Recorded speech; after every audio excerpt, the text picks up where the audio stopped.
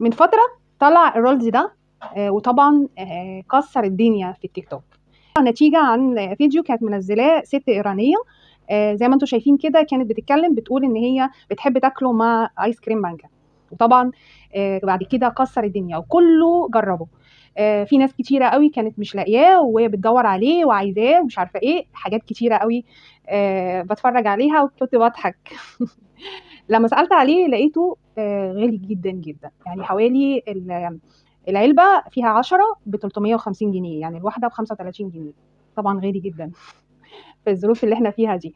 فطبعا انا فكرني الترند ده فكرني ب زمان كنت بعملها حاجه بعملها زمان.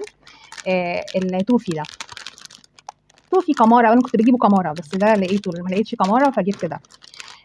كنت بجيبه واوريكم انا الطريقه اللي انا بعمله بيها. كان نفس الترند ده. كنت بعمله بالفواكه، كنت بجيب العنب، طبعا ما فيش عنب دلوقتي فكنت بجيبه وبجمده واعمله بالتوفي. فاوريكم النهارده انا بعمله ازاي. يلا بينا.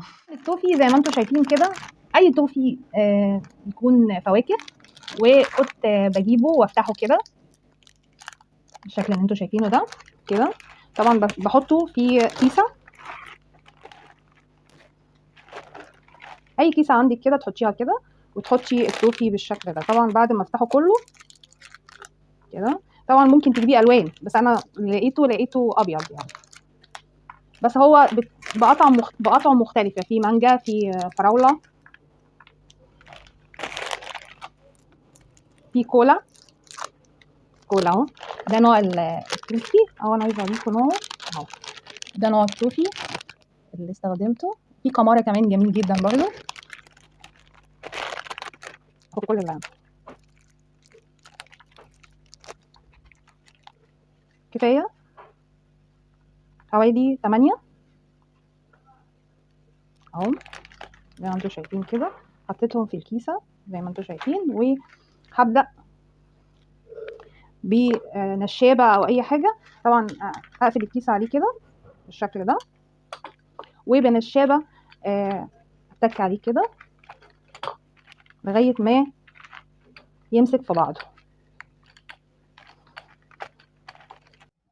تفرديه بالشكل ده بالنشابة لغاية ما يندمج مع بعضه ويمسك في بعضه. وكمان لو لقيتيه جامد شوية عشان احنا في الشتاء، حطيه في الميكرويف شوية او في الفرن يطرى شوية عشان تعرفي تضغطي عليه ويمسك في بعضه. طبعا فردناها بالنشابة زي ما انتم شايفين كده اهو. شكلها وسمكها على حسب طبعا السمك اللي انت تحبيه، وممكن تحطي فيها فواكه، فراوله تحطيها في الفريزر وتحطيها فيها عنب.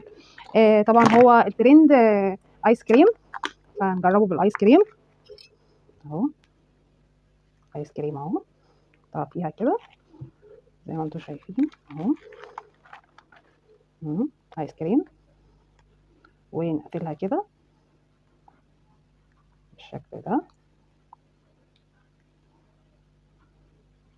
بالشكل ده كده، ونحطها في طبق واحطها كده حوالي 10 دقايق او 5 دقايق في الفريزر عشان بقى تبقى كرانشي.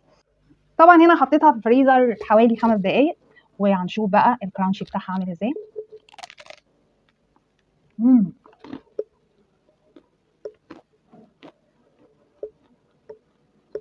سامعين الصوت؟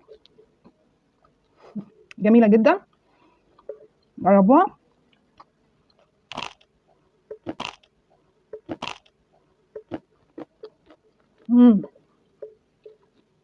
جميله، تدوق دوق. اتمنى تجربوها. وهي طبعا كل الحكايه 5 جنيه، الكيس ده ب5 جنيه، مش محتاجه يعني رولز ب35 جنيه. كانت معاكم مع القناوي، مع السلامه.